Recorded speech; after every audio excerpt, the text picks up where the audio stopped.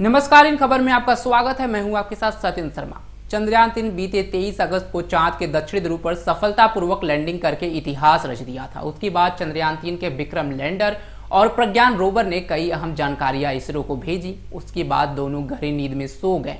उम्मीद जताई जा रही है कि चांद पर सूर्योदय होने के बाद ये दोनों एक बार फिर से जगेंगे। आपको बता दें कि चंद्रयान-3 मिशन की अपेक्षित अवधि समाप्त होने में काफी समय बीत जाने के बावजूद भारतीय अंतरिक्ष अनुसंधान संगठन यानी कि इसरो ने चंद्र रात्रि के बाद मिशन के फिर से जीवित होने की उम्मीद बरकरार रखी है।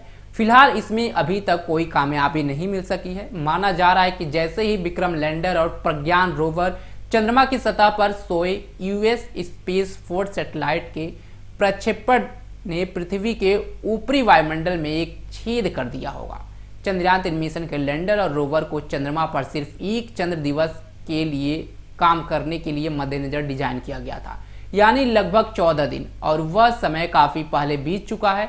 ऐसा इसलिए है क्योंकि मिशन के इलेक्ट्रॉनिक्स को रात के समय चंद्रमा पर चरम स्थितियों का सामना करने के लिए डिजाइन नहीं किया गया था, जहां तापमान 200 डिग्री सेल्सियस से भी नीचे गिर सकता है और सौर संचालित मॉड्यूल के काम करने के लिए बिल्कुल भी सूरज की रोशनी नहीं है।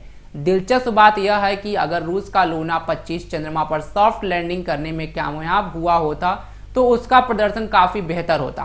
रूसी मिशन को प्लूटोनियम रेडियो आइसोटोप डिवाइस के साथ डिजाइन किया गया था, जो परमाणु बैटरी जैसा कुछ था। वह परमाणु बैटरी गर्मी उत्पन्न कर सकती है, जो उपकरणों को कम तापमान में भी जमने से बचा सकती है। चंद्रयान-3 मिशन में ऐसी कोई सुविधा न होने के बावजूद इसरो को अब भी उम्मीद है। मिशन के उद्देश्य पूरे होने के बाद अंतरिक्ष एजेंसी ने लैंडर और रोवर के जीवन काल को बढ़ाने का प्रयास करने का मौका लेने का फैसला किया था। उन्होंने सूर्यास्त से पहले सभी उपकरणों को बंद कर दिया और उन्हें स्लीप मोड में डाल दिया। इस बात की थोड़ी संभावना थी कि यदि बैटरियां पूरी तरह से चार्ज होती हैं तो वे चंद्र रात में जीवित रहने के लिए उपकरणों को पर्याप्त गर्म रखने में सक्षम हो सकती हैं। जब चंद्रयान-3 मिशन के मॉड्यूल चंद्रमा पर सो रहे थे, तब उसके बहुत करीब ही एक दिलचस्प घटना घटित हुई।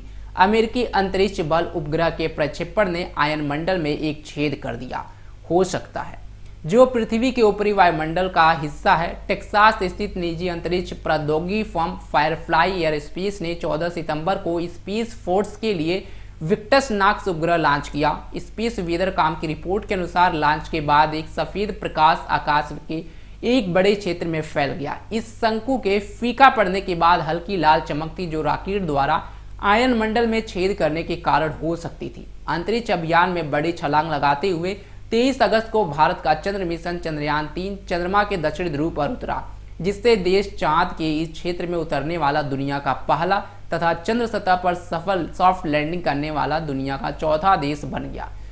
चंद्रमा पर चंद्रयान-3 के लैंडिंग स्थल का नाम शिव शक्ति पॉइंट रखा गया है और 23 अगस्त का दिन राष्ट्रीय अंतरिक्ष दिवस के रूप में मनाया जाएगा।